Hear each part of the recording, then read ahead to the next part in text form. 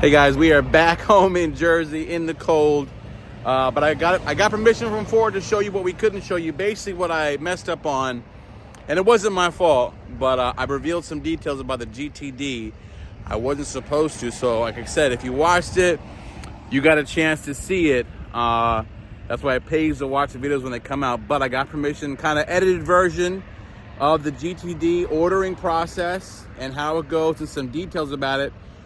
With the head sculptor are now live again. So I appreciate you guys for watching the first one, and here's the new version. At the end of the day, this shouldn't be a garage queen, right? Like this car should be driven, you know, and a lot of people, you know, they hold them, the 0 miles, they keep, that is not who we want to have this car.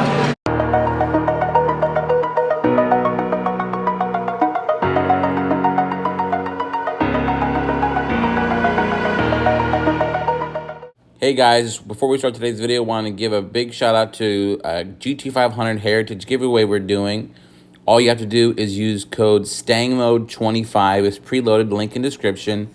Grab some tickets, gives to a good cause, and get you entered to win a Heritage Shelby Track Pack GT500 and $25,000. So good luck, check it out, let's go. All right guys, we are here at the Rolex Daytona 24-hour race, and we're invited by Ford, so I really appreciate it. Thanks so much for the support. I wouldn't be here without you. But what I'm really excited to show you is a GTD Mustang. Yes, we put our application in as well. Out in the flesh, you're gonna be able to see it, not in a showroom, but actually outside. The $300,000, 850 horsepower, transaxle, crazy track car ever produced. That's a Mustang. We're gonna see it right now, right here. And guys, in the spirit of a race, we're holding our own racing event April 14th, me and my Defame, America versus the world. Check it out, drag racing, spectating. We're gonna have a car show on 3spot.com. Get your tickets, let's go. Let's look at the GTD. Well. Morning. Morning, how are you? Good. Wow.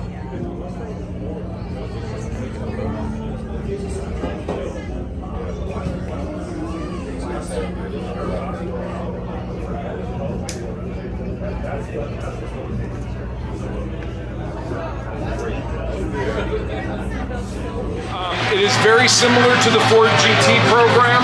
There will be an application that we will be putting out in 25. We haven't set a date yet, but we're going to do an application where we ask questions about people's participation with their vehicles. For those who are new to the GT program, it's for collector cars and charities, and this one, because where this is born on the street for the track, a lot of motorsports and Mustang and a lot of activities. What do you do with the vehicle? How do you do it? Because at the end of the day, this shouldn't be a garage queen, right? Like this car should be driven, you know, and a lot of people, you know, they hold them, the 0 miles, they keep, that is not who we want to have this car, right? What we want is people who will go out to the ring, who will go out to VIR. We were talking last night on some of the tracks out there. Like, can you imagine at Road Atlanta coming up over the hill, the car like, come down the back stretch, and then the wing kind of goes because you're going straight, and then all the engineering that he put in, when you come up the hill there, all of a sudden now you're not in flat, DRS is off. Like, we want people to do that, and so that is why we're doing that, allocating it to the customer. We have a requirement for how long you keep it. It hasn't been fully decided yet. The Ford GT was 2 years before you could flip it, because we really want you, and we want the cars to get into other hands. If you think of, like, some of you guys said you're racing the vintage stuff, right? We want that vintage stuff to change hands. It's not in the same family, right? Alan Mann Racing isn't still doing those Tour de France cars. We want them to be able to change hands, but we want them in the hands of the people who we selected first, right? So that's why we have the 2-year thing. The one thing that we do really differently, and that we're probably most proud of from a distribution side, is working with the dealer and the delivery specialists. We actually schedule in the US the reliable carrier to come to the location where you want the vehicle delivered. We bring the dealer there to that location, and our delivery specialists, who are all racers, like Steve Coates, probably delivered 200 plus of the Ford GTs, and he has been involved in racing all of his life. So what we want is that experience for that customer to understand, you know, not just at the dealership, we involve the dealer, we bring the dealer people in, but we do it at their location of their choice so that that customer can engage with that car instantly. Like, I've done a bunch of the deliveries, and when it comes off that reliable carrier, it's like, you know, Christmas time when kids are opening up presents. And that moment, delivered at the home or the office or the track where they live, is really something special, and we don't see anybody else doing that, and we truly believe that that adds a touch that this car deserves and that a Mustang GTD should demonstrate. All right, guys, here it is in the flesh, the Mustang GTD at Daytona. Wow, look, the sun is hitting it. Let's do a quick walk around. We're talking about the layman's perspective. What do we got here? We got hood pins. We got a wide body. Look at this. We got all this aero going on here. But first, I want to let me showcase to you right here. This is all sculpted here. Take a look right here. All sculpted. These are like in-dive planes right here. The S50 lights are here. What you also have here is the GTD. Of course, it's carbon fiber. This whole car has carbon fiber bits all over the place. All for aero, all for racing. Check it out right here. What you also have right here is, you'll notice compared to the S650, there's a little tray in the middle that's all for aero. Now remember, this is not a mid-engine, a transaxle. The transmission's in the back, so you have that 50-50 weight distribution. Then look at all this wide body action here. Cooling going right through here. This is all active. Now look how perfect this is. Now this is what I love. Look at this wing right here. Mounted right here to the body. You can see it's right there. But my question is, how do you take off the trunk? Well, here it is. Hood pins again. You pop those hood pins off, the trunk comes out just like this. So GTD right there, all aero. We have the exhaust. The presence here.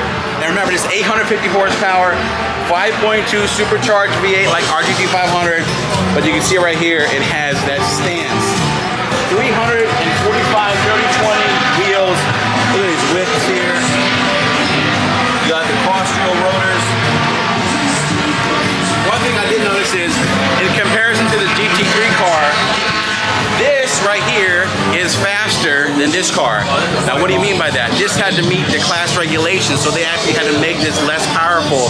But this has crazy aero, crazy weight reduction. Look at the side mirrors. This is also the air can go through here. You can see all the different aero here, the cooling through here. So the GT3 we're going to see today, Ford told us they're crazy about motorsports and they want to hit the scene, the world, to see what's going on. So take a look. We'll do a walk around. We're going to hear what Ford has to say about the GTD. And I'm here with who? Marty McAuliffe. And from the Motor City. I am the master modeler that oversaw the clay development of the GTD and GT3, and of course the Dark Horse and the GT. But this was a passion right here. When I was asked to oversee a program, I wasn't told what it was until I said yes or no. And then I said yes, not knowing what it was. And then when my director said what it was, I was smiles from ear to ear. I'm still gloating. I'm still gloating. what went into some of the sculpting? Do you know it was going to be a race car? Do you know it was going to be a daily or a track car or what? Well, I knew right away it was going to be a race car first, and then we had to do the street car. To go racing, we had to do a street car. So we did the race car first, and then went right to the street car. Why is that fender look different than that fender? Well, this is street version, and that's race version. So they're getting more air out of that as opposed to the street version. We didn't need that large fender. We wanted this fender to look more sexy and appealing to the eye. So this looks good for form and function, but that's 100% race. Got it. Wonderful. And the wide body here, it's not like a slapped on piece. It's all one part of the sheet metal here. Yes. The carbon fiber quarter panel goes right to the seam. Now, how do you take off the trunk? Is it just come off like a hood? Like I see hood pins Yes, here. it's not hinged, so Okay. you'll pop the buttons and pull the deck lid It's off. not a mid-engine car. The motor's still in the front, but the transmission's in the rear, so you get that better weight distribution. But let's talk about the rear end here. So obviously we see the S650, you know, design language, but what went into this whole exhaust and this whole design over here? Well, of course, once we started with the rendering, we had to bring that to life and to fruition. As soon as we knew where the wheel was going to be in and out, then we started developing the quarter panel, which led into the fascia, and then eventually we developed the splitter and the placement of the exhaust.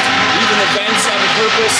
We've got the coolers inside there, and you will see the fans in there for the cooling. So it all has a purpose. It's all basically this car is totally functional. Oh, absolutely. And the this wing will be functional. This wing is actually, it works like almost like with a button. Is that how it works? Yes. All right. Well, listen, you did a great job. Thank you so much for your time. Thank you. I appreciate a lot of passion into these vehicles are here on display with Ford. But guys, so much more kind of to come. I gotta get out of here. We got a lot more to show you guys. Let's hit the show.